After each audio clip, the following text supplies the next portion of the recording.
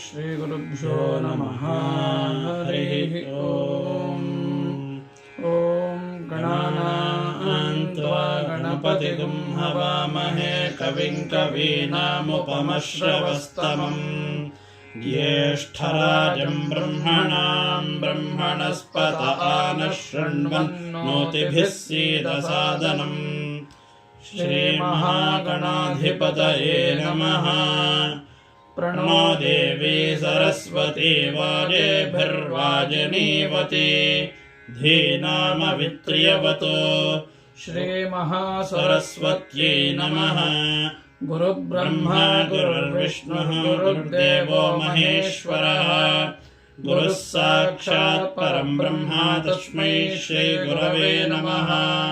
सद्गुरुचरणारविन्दाभ्यां नमः। अजास्यः पीतवर्णस्यात् यजुर्वेदोक्षसूत्रधृत् वामे कुलिशपाणिस्तु भूतिदो मङ्गलप्रदः। ॐ श्री यजुर्वेदपुरुषाय नमः। ॐ संज्ञानं विज्ञानं प्रज्ञानं जानदभिजानत संकल्पमानं प्रकल्पमानमुपकल्पमानमुपकृप्तं कृप्तं श्रेयो वसीय आयत्सम्भूतं भूतं चित्रः केतुः प्रभानाभान् सम्भान् ज्योतिष्मागस्तेजस्वानातपगस्तपन्नभितपन्न रोचनो रोचमानः शोभनः शोभमानः कल्याणः दर्शा दृष्टा दर्शता विश्वरूपा सुदर्शन आप्यायमानाप्यायमानाप्यायासूनृतेरा आपूर्यमाणा पूर्यमाणा पूरयन्ति पूर्णा पूर्णमासी दाता प्रदाता नन्दो मोदः प्रमोदः आवेशयन्निवेशयन् संवेशनः सकं शान्तः शान्तः आभवन् प्रभवन् सम्भवन् सम्भूतो भूतः प्रस्तुतं विष्टुतकं सद्गुस्तुतं कल्याणं विश्वरूपं शुक्रममृतं तेजस्वि तेजः समिद्धम् अरुणं भानुमन्मरीचिमदभितपस्तपस्वत् सविता प्रसविता दीप्तो दीपयन् दीप्यमानः ज्वलं ज्वलिता तपन् वितपन् सन्तपन्न रोचनो रोचमानः शुम्भोः शुम्भमानो वामः सुता सुन्वती प्रसुता सूयमानाभिषूयमाना पीते प्रपासम्पा तृप्तिस्तर्पयन्ति कान्ता काम्या कामजाता इष्मती कामदुघा अभिशास्तानुमन्तानन्दो मोदः प्रमोदः आसादयन्निषादयन् सकं सादनः सकं सन्नः सन्नः आभोर्विभोः प्रभोः शम्भोर्भुवः पवित्रं पवयिष्यन् पूतो मेध्यः यशो यशस्वानायुरमृतः जीवो रेविष्यन् स्वर्गो लोकः सहस्वान् सहीयानोजस्वान् सहमानः जयन्नभिजयन् सुद्रविणोद्रविणोदाः आर्द्रपवित्रो हरिकेशो मोदः प्रमोदः अरुणारुणरजाः पुण्डरीको विश्वजिदभिजित आर्द्रः पिन्वमानोन्नवान् रसवानिरावान् सर्वौषधः सम्भरो महस्वान् ये जत्काजो वत्काः क्षुल्लकाः शिपिविष्टकाः सरिस्रराः सुषेरवः अजिरासोकमिष्णवः इदानीन्तदानीमेतर्हि क्षिप्रमजिरम् आशुर्निमेषः पणोद्रवन्नतिद्रवन् त्वरगस्त्वरमाण आशुराशीयाञ्जवः अग्निष्टोम उक्थ्योतिरात्रो द्विरात्रस्त्रिरात्रश्चतु रात्रः अग्निर्ऋतुः सूर्य ऋतुश्चन्द्रमा ऋतुः प्रजापतिः संवत्सरो महान् भूरग्निं च पृथिवीं च मां च त्रिगुश्च लोकान् संवत्सरम् च प्रजापतिस्त्वा साधयतु तया देवतयाङ्गिरस्वध्रुवासीद भुवो वायुं चान्तरिक्षं च मां च त्रिगुश्च लोकान् संवत्सरम् च प्रजापतिस्त्वा साधयतु तया देवतयाङ्गिरस्वध्रुवासीद स्वरादित्यं च दिवं च मां च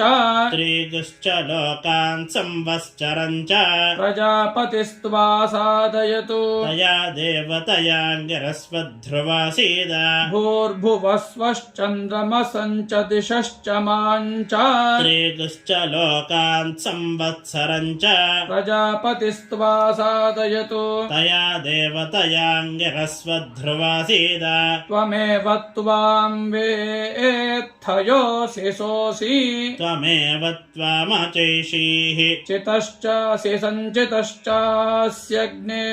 एतावागश्चासि भूयागश्चास्यग्ने यत्ते अग्नेऽन्योनं यदुतेऽतिरिक्तम् आदित्यास्तदङ्गिरसश्चिन्वन्तु विश्वे ते देवाश्चितिमा पूरयन्तु चितश्चासि सञ्चितश्चास्यग्ने एतावागश्चासि भोजागश्चास्यग्ने माते अग्ने च येन माति च येनायुरावृक्षि सर्वेषां ज्योतिषां ज्योतिर्यददा उदेति तपसो जातमनिभृष्टमोजः तत्ते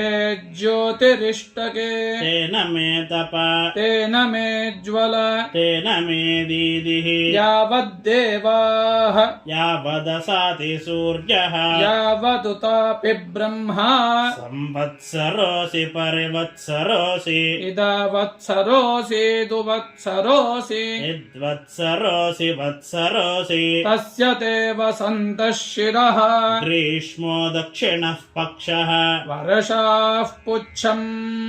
शरदुत्तरः पक्षः हेमन्तो मध्यम् पूर्वपक्षाश्चितयः अपरपक्षाः पुरेशम् अहोरात्रानीष्टकाः वृषभोऽसि स्वर्गो लोकः यस्यां दिशि महीयसे ततो नो मह आवह वायुर्भूत्वा सर्वादिश आवाहि सर्वादिशो न विवाहि सर्वादिशो नु संवाहि चित्याचितिमा प्रण अचित्याचितिमा पृण चिदसि समुद्रयोनिः इन्दुर्दक्षस्येन ऋता वा हिरण्यपक्षस्य कुनो भुरण्युः महान् सधस्ते ध्रुव आनिषत्तः नमस्ते अस्तु माहि गुंसि येति प्रेतिवीति समित्युदिति दिवं मे इच्छा अन्तरिक्षं मे यच्छा पृथिवीं मे इच्छा पृथिवीं मे यच्छा अन्तरिक्षं मे इच्छा दिवं मे यच्छा अह्ना प्रसारय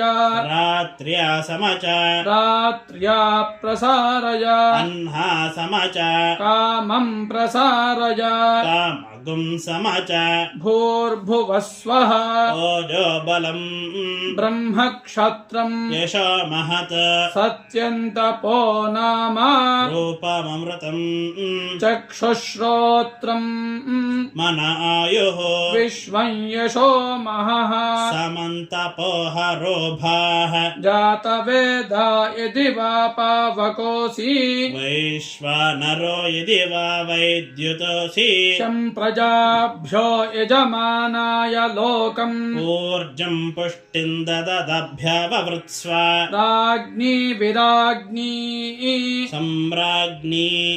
स्वराज्ञी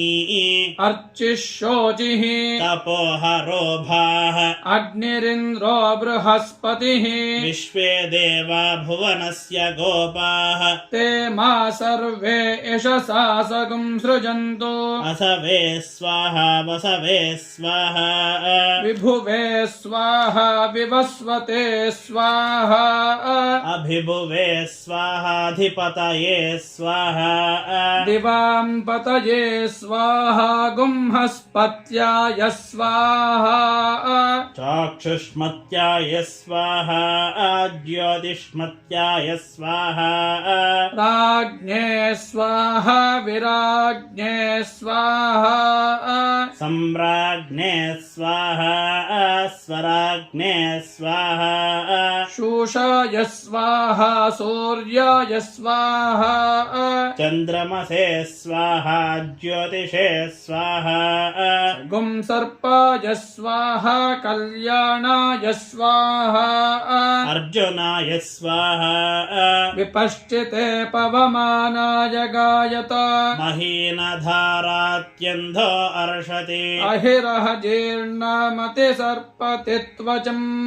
अद्यो क्रीडन्न सरद्वृषा हरिः उपयाम गृहीतोऽसि मृत्यवे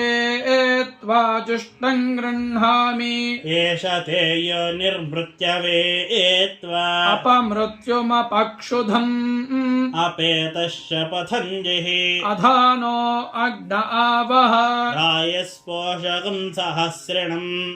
एते सहस्रमयुतं पाशाः मृत्युमर्त्याय हन्तवे तान् यज्ञस्य मायया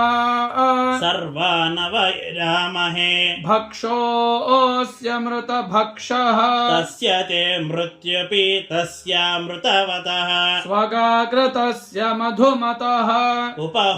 उपहोतस्योपहोतो भक्षयामि मन्द्राभिभूतिः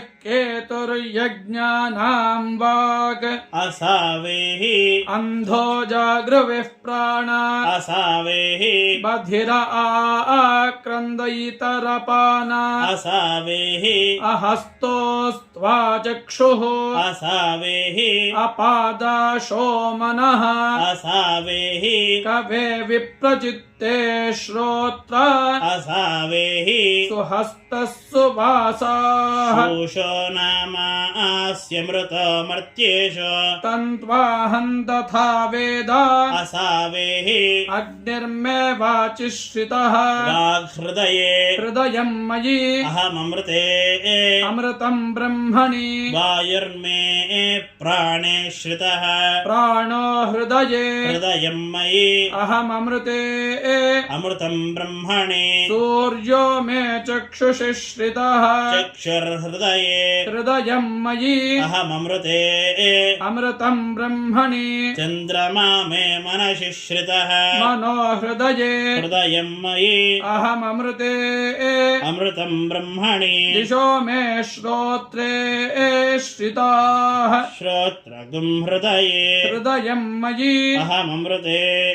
अमृतं ब्रह्मणि आपो मे रेतसि श्रिताः प्रेतो हृदये हृदयं मयि अहममृते अमृतं ब्रह्मणे पृथिवी मे शरीरे श्रिता शरीरगं हृदये हृदयं मयि अहममृते अमृतं ब्रह्मणि ओषधिवनस्पतयो मे लोमसुश्रिताः लोमानि हृदये हृदयं मयि अहममृते अमृतं ब्रह्मणे इन्द्रो मे बले श्रितः बलगुं हृदये हृदयं मयि अहममृते अमृतं ब्रह्मणि पर्जन्यो मे मूर्ध्नि श्रितः मूर्धा हृदये हृदयं मयि अहममृते अमृतं ब्रह्मणे ईशानो मे मन्यो श्रितः मन्यर्हृदये हृदयं मयि अहममृते अमृतं ब्रह्मणि आत्मा आत्मनि श्रितः आत्मा हृदये हृदयं मयि अहममृते अमृतं ब्रह्मणि पुनर्म आत्मा पुनरायुरागात् पुनः प्राणः पुनराकोतमागात् वैश्वानरो रश्मिभिर्वावृधानः अन्तस्तिष्ठत्वमृतस्य गोपाः प्रजापतिर्देवानसृजत ते पाप्मना सन्दिता अजायन्त तान् यद्विद्यत् यद्विद्यत तस्माद्विद्युत् तमवृश्चत यदवृश्चत् तस्माद्वृष्टिः तस्माद्यत्रैते देवते अभिप्राप्नुतः विचहैवास्य तत्र पाप्मानन्द्यतः वृश्चतश्च सैषामी मागुंसाग्निहोत्र एव सम्पन्ना अथो आहुः सर्वेषु यज्ञक्रतुष्विति होष्यन्नप उपस्पृशेत् विद्युदसि विद्यमे पाप्मानमिति अथ हुत्वोपस्पृशेत् वृष्टिरसि वृश्च मे पाप्मानमिति यक्ष्यमाणो वेष्ट्वा वा विचहैवास्येते देवते पाप्मानन्द्यतः वृश्चतश्च अत्यकुंहो हारुणिः ब्रह्मचारिणे प्रश्नान् प्रोच्च प्रतिघाय परेः प्लक्षन्दय्यां पातिं पृच्छ वेत्थ सावित्रा न वेत्थ इति तमागत्य पप्रच्छ आचार्यो मा प्राहैषीत् वेत्थ सावित्रा न वेत्थ इति सहोवाच वेदेति स कस्मिन् प्रतिष्ठित इति परो रजसीति कस्तद्यत्परो रजा इति एष वावस परो रजा इति होवाच य एष तपति एषोर्वा ग्रजा इति स कस्मिन् त्वेष इति सत्य इति किं तत् सत्यमिति तप इति कस्मिन्नु तप इति बल इति किं तद्बलमिति प्राण इति मास्मत्प्राणमति पृच्छ इति माचार्यो ब्रवीदिति होवाच ब्रह्मचारी सहोवाच प्लक्षोदय्यां पतिः यद्वै ब्रह्मचारिन् प्राणमत्यप्रक्षः मूर्धा ते व्यपतिष्यत अहमुत आचार्यात् श्रेयान् भविष्यामि यो मा सावित्रे समवादिष्टेति तस्मात् सावित्रेण संवदेत स यो हवै सावित्रं विदुषा सावित्रे संवदते सः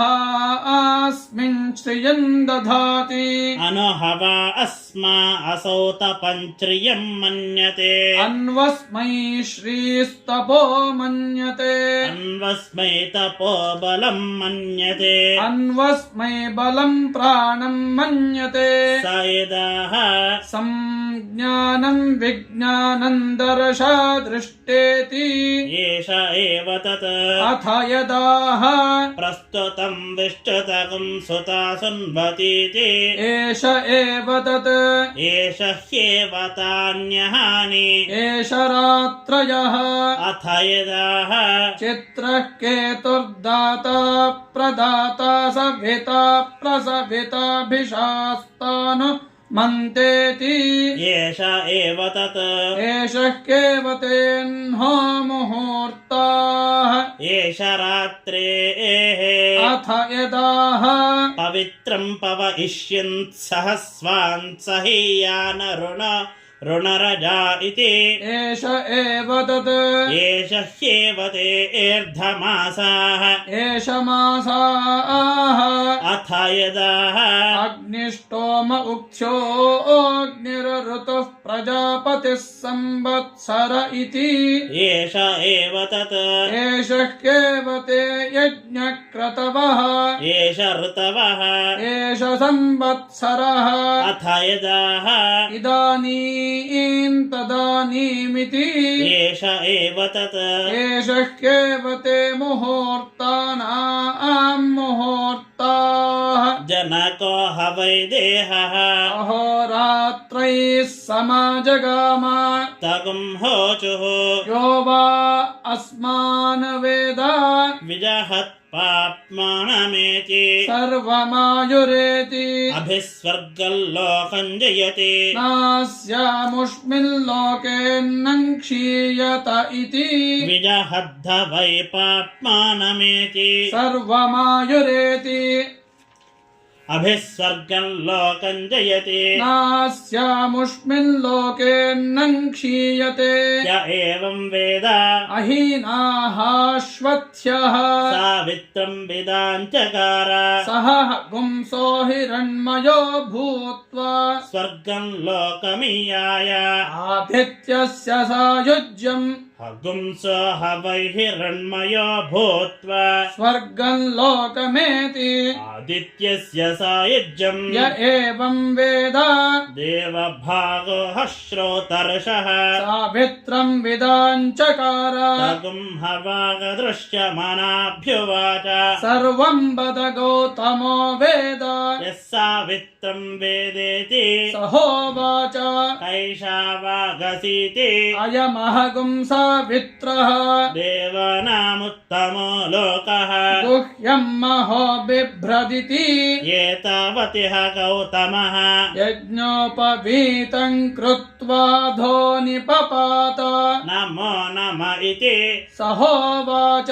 मा भैषीर्गौतम जितो वै ते लोक इति तस्माद्येके च सावित्रं विदुः सर्वे ते जितलोकाः स यो ह वै सावित्रस्याष्टाक्षरं पदगुश्रियाभिषिक्तं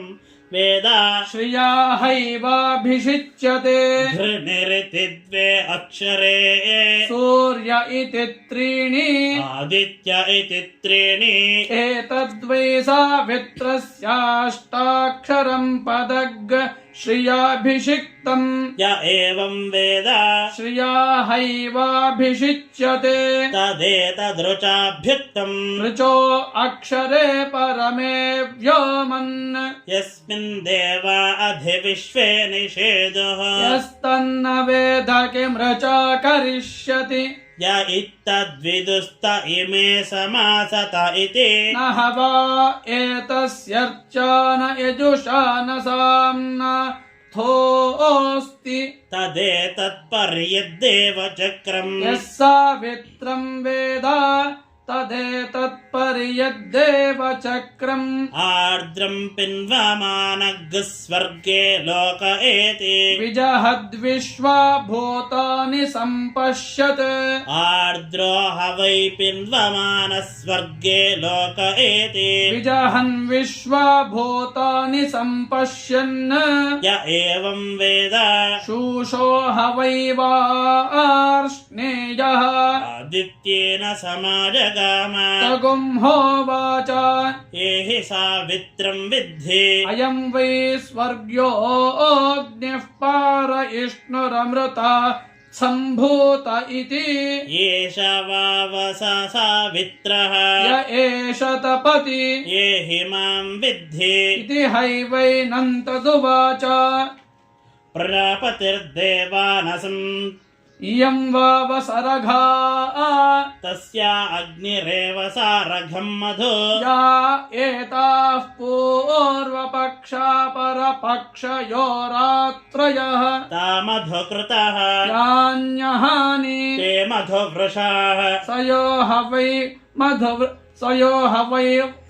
हवा एता मधुकृतश्च मधुवृषागश्च वेदा कुर्वन्ति हास्येता अग्नौ मधु नास्येष्टा पूर्तन्धयन्ति अथ यो न वेद नहास्यैता अग्नौ मधु कुर्वन्ति धयन्त्यस्वेष्टा पूर्तम् यो हवा अहोरात्राणान्नामधेयानि वेद नाहोरात्रेष्वार्तिमार्च्छति संज्ञानं विज्ञानं दर्शा दृष्टेति एतावनुवाको पूर्वपक्षस्याहोरात्राणाम् नामधेयानि प्रस्तुतं विष्णुतगुं सुता सुन्वतीति एतावनुवाकावपरपक्षस्याहोरात्राणान्नामधेयानि नाहोरात्रेष्वार्तिमार्च्छति य एवं वेद यो ह वै मुहूर्तानान्नामधेयानि वेद न मुहूर्तेष्वार्तिमार्च्छति चित्रः केतुर्दाता प्रदाता सभिता प्रसभिता अभिशास्तानुमन्तेति एतेन वाकमुहूर्तानान्नामधेयानि न मुहूर्तेष्वार्तिमार्च्छति य एवं वेद यो ह वा अर्धमासानाञ्च मासानाञ्च नामधेयानि वेद नार्धमासेषु न मासेष्वार्तिमार्च्छति पवित्रं पवयिष्यन् सहस्वान् सहीयानरुणो अरुणरजा इति एतेन वाक अर्धमासानाञ्च मासानाञ्च नामधेयानि नार्धमासेषु न मासेष्वार्तिमार्च्छति य एवं वेद यो ह वै यज्ञक्रतूनाञ्च तूनाञ्च संवत्सरस्य च नामधेयानि वेद न यज्ञक्रतुषु नर्तुषु न संवत्सर आर्तिमार्च्छति अग्निष्टोम उक्थ्योऽग्निरऋतः प्रजापतिः संवत्सर इति एतेन वाक यज्ञक्रतूनाञ्चर्तूनाञ्च संवत्सरस्य च नामधेयानि न यज्ञक्रतुषो नर्तुषो न संवत्सर आर्तिमार्च्छति य एवं वेद यो ह वै मुहूर्तान् वेद न मुहूर्तेष्वार्तिमार्च्छति इदानीं तदानीमिति एते वै मुहूर्ताः न मुहूर्तेष्वार्तिमार्च्छति य एवं वेद अथो यथा क्षेत्रज्ञो भूत्वानुप्रविश्यान्नमत्ति एवमेवैतान् क्षेत्रज्ञो भूत्वानुप्रविश्यान्नमत्ति स एतेषामेव स लोकता गुंसायुज्यमश्नुते अपपुनर्मृत्युञ्जयति य एवं वेद कश्चिद्धवा अस्माल्लोकात् प्रेत्य आत्मानं वेद अयमहमस्मीति कश्चित् स्वल्लोकन्न प्रतिप्रजानाति अग्निमुग्धो हैव धूमता अन्तः स्वल्लोकन्न प्रतिप्रजानाति अथ यो हैवैतमग्निगुं सावित्रं वेद स एवास्माल्लोकात् प्रेत्य आत्मानं वेद अयमहमस्मीति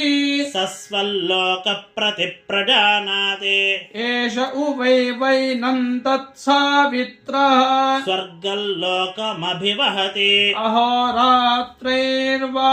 इदगुं सयुग्भिः क्रियते इति रात्रायादीक्षिषत इति रात्राय व्रतमपागुरिति तानि हानेवं विदुषः अमुष्मिन् लोकेशे वधिन्धयन्ति भीतकं हैव सशेवधिमनुपरैति अथ यो हैवैतमग्निगुं सावित्रं वेद तस्य हैवाहोरात्राणि अमुष्मिन् लोकेशे वधिन्नधयन्ति अधीतिगुं हैव सशेवधिमनुपरैति भरद्वाजो हत्रिभिरायुर्भिर्ब्रह्मचर्यमुवास तगुं हजीर्निगस्तविरगुं शयानम् इन्द उपव्रज्योवाच भरद्वाज यत्ते चतुर्थमायुर्दद्याम् किमेन कुर्या इति ब्रह्मचर्यमेवैनेन चरेयमिति होवाच तगुंहत्रीन् गिरिरूपान् विज्ञातानि वा दर्शयाञ्चकार तेषागुंहैकैकस्मान् मुष्टिना ददे स होवाच भरद्वाजेत्या मन्त्र्या वेदा वा एते अनन्ता वै वेदाः एतद्वा एतैस्त्रिभिरायुर्भिरन्ववोचथाः अथ त इतरदननोक्तमेव एहिमं विद्धि अयं वै सर्वविद्येति तस्मै हैतमग्निगं सावित्रमुवाच तगुंस विदित्वा अमृतो भूत्वा स्वर्गं लोकमियाय आदित्यस्य सायुज्यम् अमृतो हैव भूत्वा स्वर्गल्लोकमेति आदित्यस्य सायुज्यम् य एवं वेद एषो एव त्रयी विद्या यावन्तकं हवैत्रय्या विद्यया लोकं जयति तावन्तं लोकं जयति य एवं वेद अग्नेर्वा एतानि नामधेयानि अग्नेरेव सायुज्यकं स लोकतामाप्नोति य एवं वेद